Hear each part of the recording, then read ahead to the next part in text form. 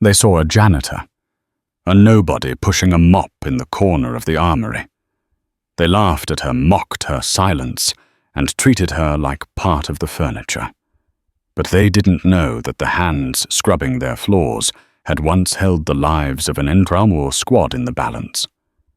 When a Navy SEAL tested her, the room went dead silent, and the legend of the ghost of the armory began. The smell of the armory was always the same, a pungent metallic mix of CLP gun oil, stale sweat, and the distinct dusty odor of canvas gear. For Sarah, it was the smell of home, though no one at Fort Liberty, formerly Fort Bragg, knew that. To them, she was just Sarah, the woman in the grey jumpsuit, who came in at 0400 to mop the concrete floors and empty the trash bins filled with empty brass casings and dip spit. She kept her head down. That was the rule she had set for herself 3 years ago, when she took the contract job. Eyes down, mouth shut. Do the work. Go home.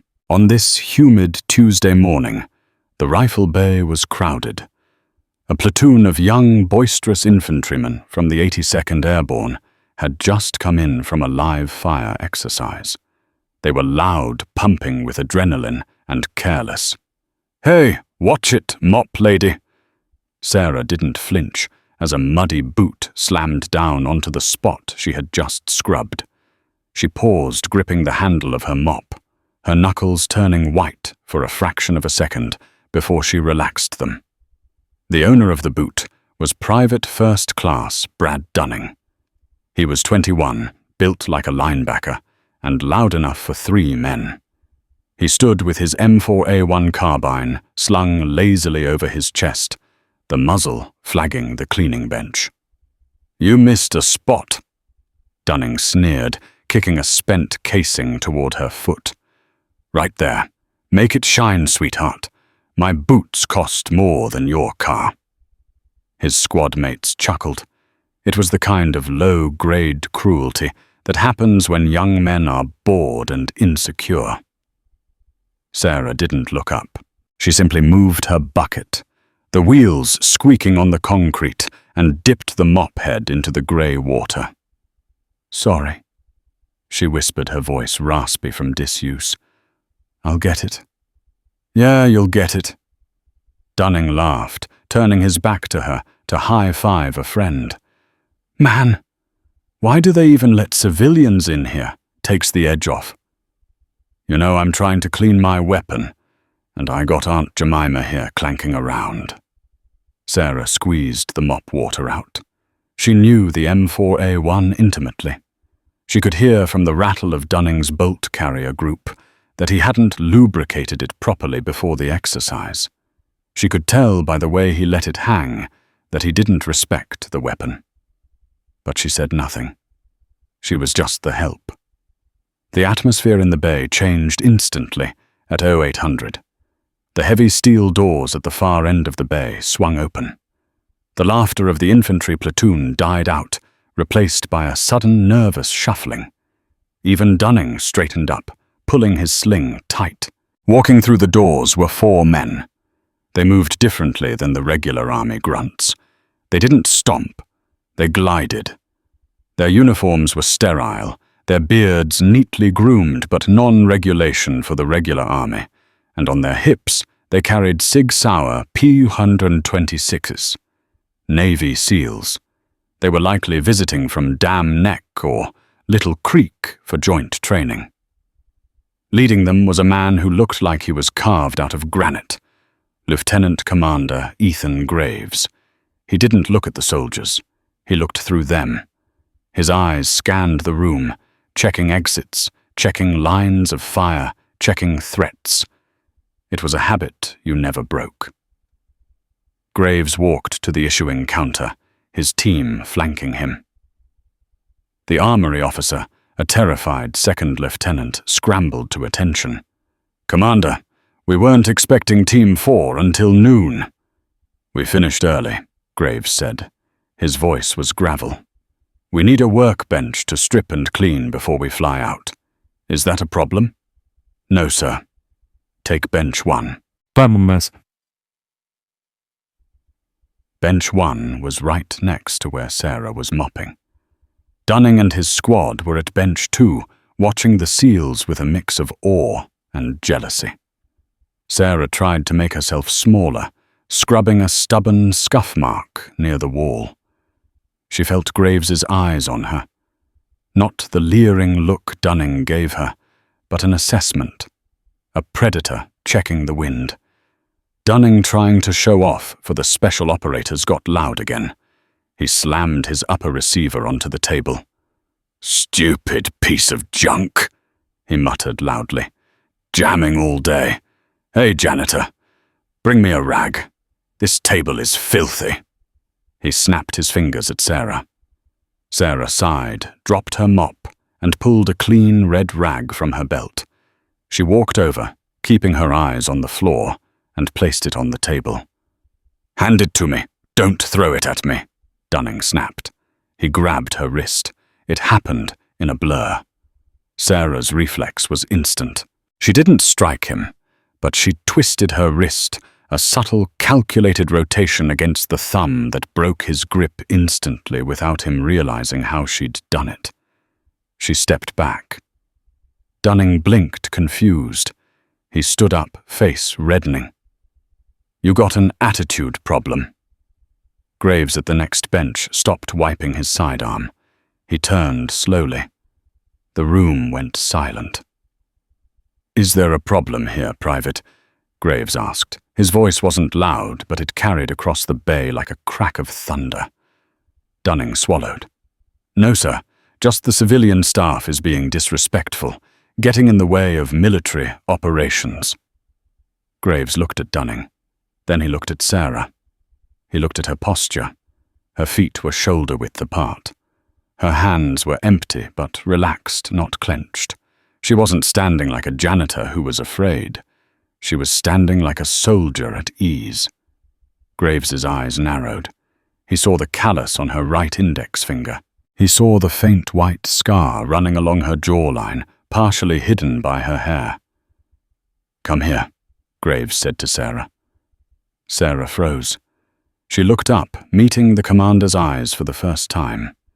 They were blue cold and intelligent. "Me, sir. Yes, you." Graves holstered his pistol and picked up his primary weapon, a customized MK-18 carbine, painted with desert camo battered from use. It was a machine of war, heavy and dangerous. He walked over to her, encroaching on her personal space. Dunning smirked, thinking the SEAL was about to dress her down. Graves didn't yell. He held the rifle out grip first, offering it to her. "Hold this," Graves said. "Sir, I'm just the cleaner," Sarah stammered, her heart hammering against her ribs. "I'm not allowed to touch the—" "I gave you a direct order," Graves lied.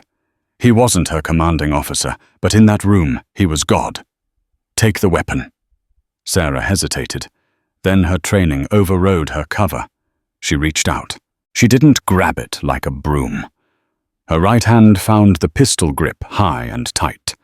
Her left hand cupped the handguard. She pulled the stock into her shoulder pocket in one fluid motion, keeping the muzzle depressed at a safe 45-degree angle, finger strictly off the trigger, resting on the receiver. It was perfect. It was professional. It was beautiful. Graves stepped back, crossing his arms. "Clear it," he commanded. The silence in the armory was suffocating. 50 men were watching a janitor hold a top-tier special operations weapon. Sarah knew she should drop it. She should pretend to fumble to drop the magazine, to act like the clumsy civilian Dunning thought she was. If she showed them, she blew her cover. But the weight of the rifle felt like an old friend.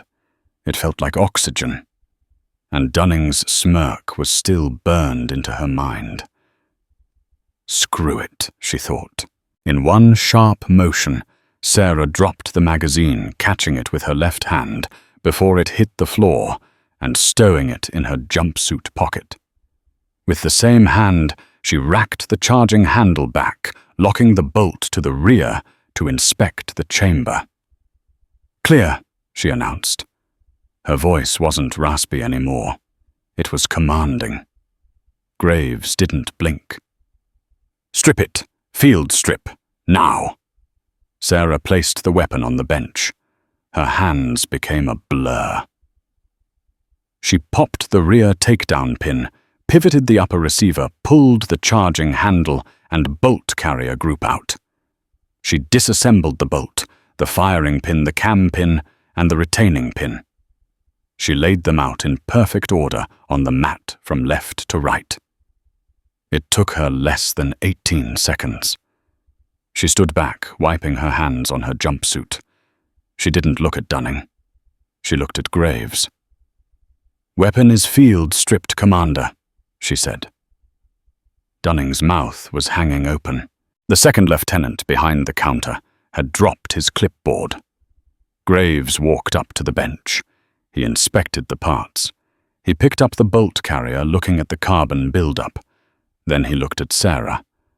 "You checked the extractor," Graves said softly. "You ran your thumb over it. Why?" "Because on the Mk18, the extractor spring wears out faster when you're running suppressed with high-pressure rounds," Sarah answered without thinking. "If you don't check the tension, you get a failure to extract in the middle of a breach." Graves nodded slowly. A small smile touched the corner of his mouth. "And how does a janitor know about suppressed extraction cycles on a Mk18? Sarah's face went pale. She realized what she had said. She stepped back, grabbing her mop bucket. "I watch a lot of movies, sir. I have to get back to work." She turned to leave, panic rising in her chest. She had to get out. She had to leave the base. She could be in her car in 10 minutes. "Stop," Graves said. She stopped. Dunning, Graves always barked, not looking away from Sarah. "Yes, sir," Dunning squeaked. "Pick up this weapon. Reassemble it. You have 30 seconds. Dunning scrambled forward, his hands shaking. He fumbled with the cam pin. He dropped the firing pin. He tried to force the bolt back into the carrier wrong. He was sweating profusely. "Time," Graves said. The gun was still in pieces. Graves turned to the room. "This woman just stripped a weapon system she's supposedly never touched faster than any of you can tie your boots. And you're kicking dirt at her." He walked over to Sarah. He lowered his voice so only she could hear. "You're not a janitor. And your name isn't Sarah. Jenkins, is it?" Sarah looked at him, her eyes pleading. "Please, just let me work." "My office," Graves said. 10 minutes, or I have the MPs run your prints. Your choice." He picked up his rifle parts and walked away. The SEALs followed him. Sarah stood there alone in the center of the room. Dunning looked at the floor, unable to meet her gaze. She wasn't invisible anymore. Sarah sat in the small, sterile office that had been commandeered by the SEAL team.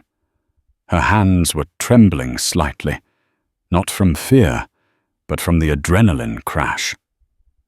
Graves sat across from her, holding a manila folder. He hadn't run her prints. He hadn't needed to. "I made a call," Graves said, "to a friend at the Pentagon. I described you, the scar, the speed, the knowledge of the Mk18. He tossed the folder onto the desk. It wasn't a personnel file. It was a printout of an old mission report, heavily redacted with black ink. "Sarah O'Connell," Graves read. "Staff Sergeant, United States Army, attached to the Cultural Support Team, the Lionesses. But you weren't just support, were you? You were the primary marksman for a task force operating in the Pech Valley. 5 years ago." Sarah stared at the wall. "That person is dead." "Commander. The report says you were KIA. Graves said, his voice softer now. "Ambush in the Korengol. Body not recovered. But here you are, buffing floors in North Carolina. Sarah closed her eyes. The memories hit her like a physical blow. The heat of the valley, the snap of bullets, the decision she made. "We were overrun," she whispered. "My spotter. He was hit. The extraction helo couldn't land. I stayed behind to cover the loadout. I took a hit to the helmet. Woke up 3 days later in a village. By the time I made it to a friendly outpost, I heard what they were saying. That the mission was unauthorized. That whoever survived would be court-martialed to save the general's career." She looked at Graves. "I didn't die. I just decided not to come back to a cage. I changed my name. I took the lowest job I could find, where I could still be near the life, near the sounds." Graves leaned back. "You've been hiding in plain sight for 5 years. It's the last place anyone looks," she said. "The help, the invisible people." "Why did you touch the rifle today?" Graves asked. "You knew the risk." Sarah looked down at her hands. "Because that kid, Dunning, he was going to hurt himself or someone else. And I guess I just missed it. For a second I wasn't a janitor. I was Sergeant O'Connell again." Graves stood up and walked to the window. He looked out at the training grounds. "You know I can't let this go," he said. "I know," Sarah said, standing up. "I'll pack my things. I'll be gone before sunset." "Sit down," Graves ordered.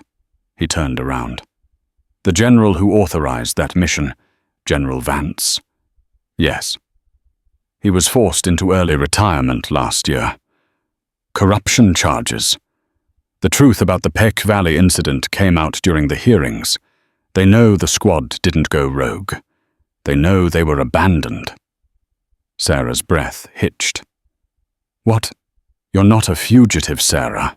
You're a ghost of a war that's finally over. You're listed as KIA, but your status can be changed to recovered. You're owed back pay.